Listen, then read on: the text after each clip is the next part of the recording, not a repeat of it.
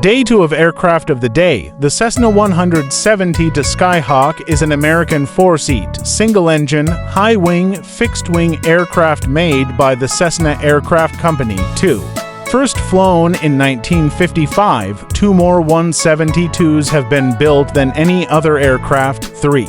It was developed from the 1948 Cessna 170, but with tricycle landing gear rather than conventional landing gear. The Skyhawk name was originally used for a trim package, but was later applied to all standard production 170 to aircraft, while some upgraded versions were marketed as the Cutlass, Powermatic, and Hawk XP. The aircraft was also produced under license in France by Reims Aviation, which marketed upgraded versions as the Reims Rocket. General information: type, civil utility aircraft. National origin: United States.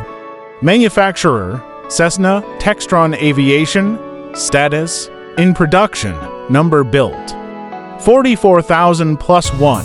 History: manufactured 1956, 1986, 1996 present.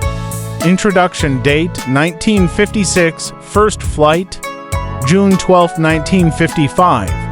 Developed from Cessna 170 variants. Cessna T-41 Mescalero, developed in 2. Cessna 175 Skylark, tune into